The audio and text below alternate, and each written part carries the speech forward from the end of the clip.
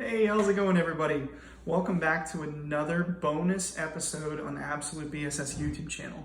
We just got back from Gencon 2023, and I wanted to share all of the cool games and other stuff that I picked up while I was there. I'm going to get into the Battle Spirits stuff in the first part of this video so that if you're only following us for Battle Spirits Saga content, you can watch that and then just kind of shut the video off afterwards.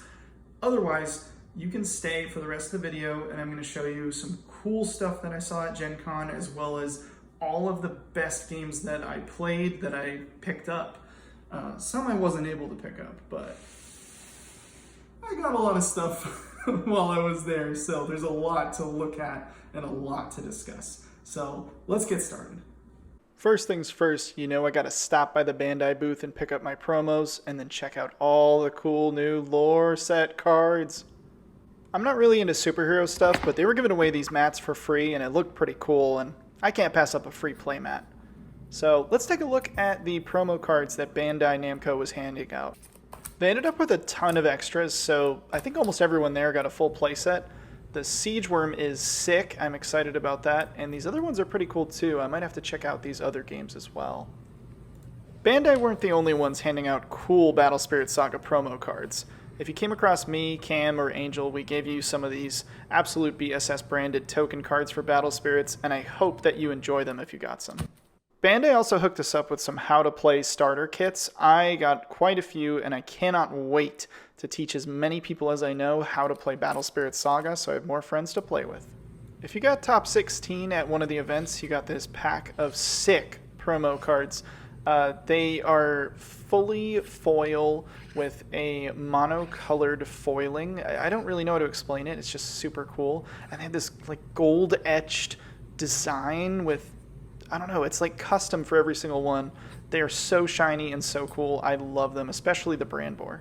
And this one's a little embarrassing. I spent way too much money at the singles booth and bought all sorts of SPRs and foil common and uncommons and X-rares that I was missing from my collection.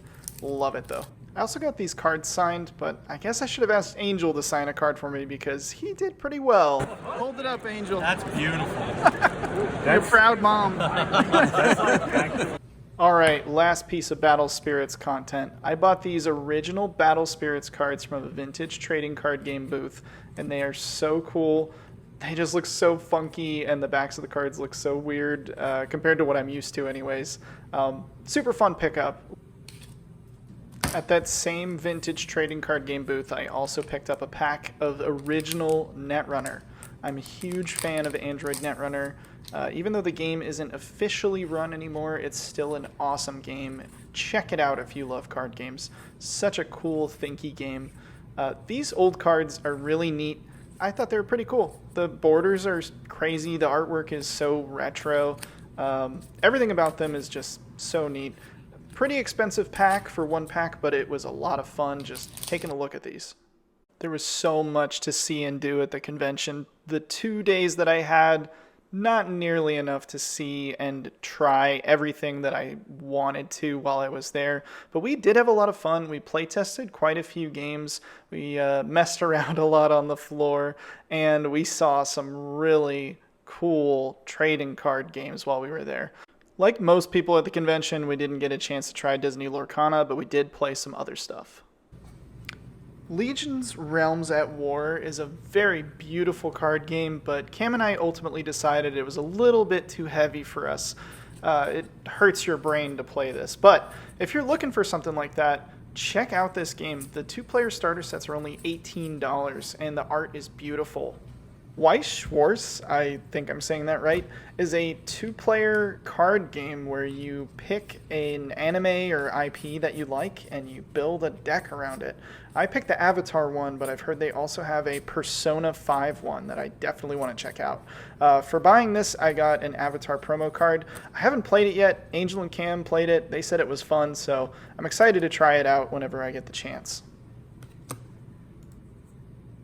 Once again, huge shout out to Bandai Namco. They killed it at Gen Con with the free stuff. I got a One Piece deck. Haven't played it yet. Gonna check it out. I'm honestly still confused about what exactly this is. I saw on Instagram that I could input a promo code and get these eBay cards. I don't know what they are, but they look cool. Em and I both love deck building games, and Star Realms is one of our favorites. We were so stoked to pick up this promo card. Speaking of deck building games, if you love deck building games, you will also love Robot Quest Arena. This was by far my favorite game at the entire convention. Cam picked this one up after we stumbled across the booth. We played it a little bit. I immediately went and bought a copy. This game is so much fun. It's a deck builder and a robot battler arena thing. It's so fast. It's so sleek. Everything feels so balanced. Everything feels so good.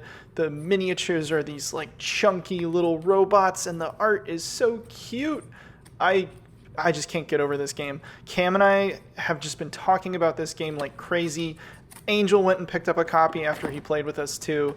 They did eventually sell out, and I'm so upset that we found this game so late into the convention because we did not get the promos or exclusive robots. Some of the robots will be available later, so I'm definitely going to pick those up.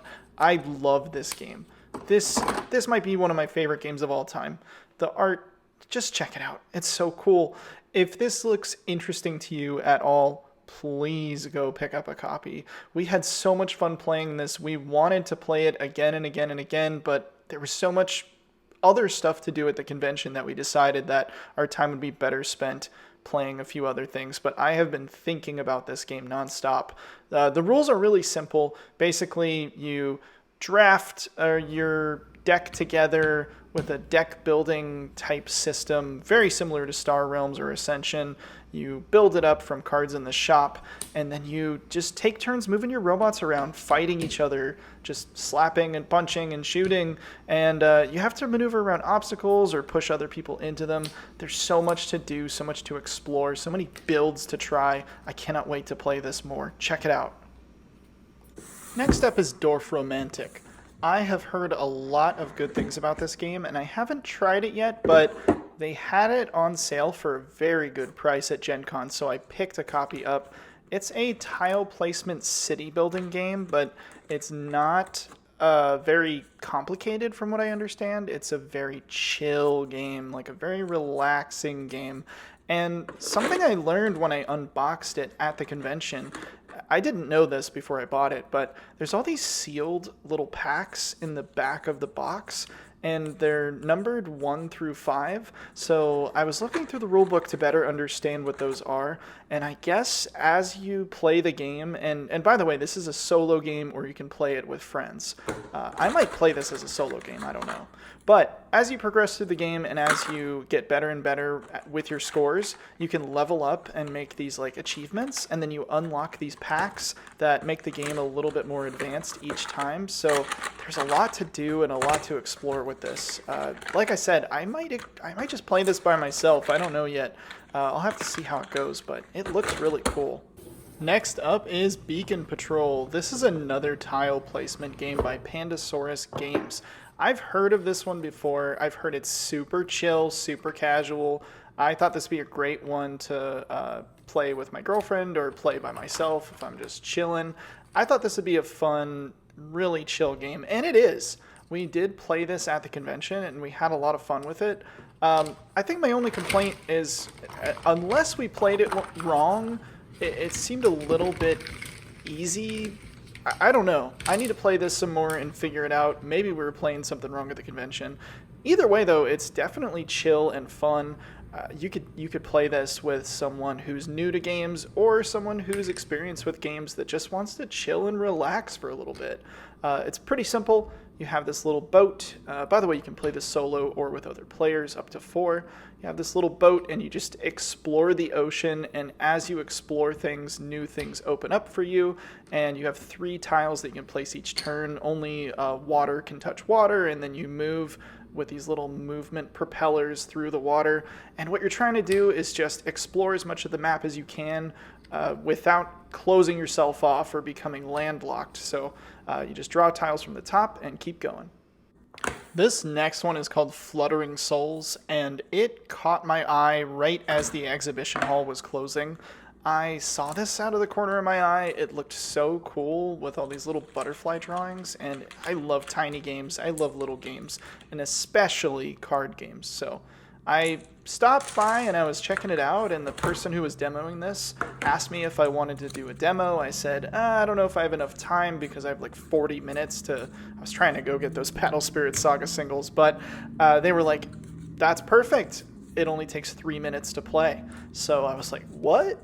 So I checked it out. We played it. It really only took 3 minutes to play. It kind of reminds me a little bit of Solitaire, but you're playing against someone else, and you're doing these like matchmaking moves where you're trying to collect pairs or three of a kind of certain butterflies, and whenever you grab butterflies from the stack, depending on how they're arranged, it will flip over the upside down cards. And so there's actually a few different arrangements in the box, so you can play them in order, you can shuffle them up and play a random arrangement. There's a lot of different ways to play this, but part of the strategy of this game is you don't know what cards are face down, and not all of the cards are used, so you never know which ones are actually in the stack. Alright, here's another impulse buy I made. This game is called Thrive, and it's really cool. I didn't actually get a chance to play it, but I read through the rules and I was checking it out. So the deal with this one is it plays a lot like checkers, but the pieces evolve as you play the game, and they can make different moves. So every time you move a piece, you have to place pegs into your piece, and it changes the way that it can move on the board. So cool. This is actually a demo copy that I picked up. They only charged me $10 for this. Look at the quality of these components and the mat. This is worth way more than $10. They were demoing it at Gencon, so I did wash it with some soap and water, just because I'm sure it was a little grimy from everybody touching it. But, man, this game looks so cool.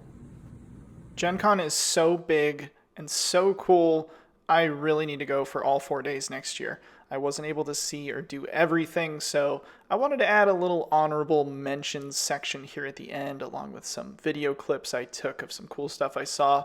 There was this awesome samurai game. I wasn't able to buy it because they only took cash. There was also this really cool racing game that I saw in the last 5 minutes of the exhibition hall being open. And I wish I had gotten some footage of this game. This one is called Demoniac. It's a social deduction demon possession based game that was done by an indie publisher. Looks cool. And this feels a little weird to do, but I'm also going to give a shout out to myself. I brought my game Taproot. This is a game that I designed. I brought it to Gen Con and played it with a few people and showed it to as many publishers as I could if I felt like it would be a good fit for their lineup of games. It's a really simple two-player game about plant growth. So you take turns placing these roots and collecting water tokens from the table. One player is the light blue, the other player is the dark blue, and whoever has the most water tokens of their color at the end of the game wins. I had a lot of fun showing this to people. I gave out a bunch of copies to as many people as I could. If you played this game or got a copy from me, thank you so much for checking it out. If you do want to purchase this game, it is available. I'll have a link in the description. And those were some of my favorite games and moments from Gen Con 2023. Thanks for watching, everybody. I know it's a little different than our usual videos since we usually just cover Battle Spirit Saga exclusively. We might do some more videos like this in the future if there's some cool stuff to talk about. Either way, thanks for sticking around. Subscribe for some more Battle Spirit Saga content, and we'll see you next time. See ya!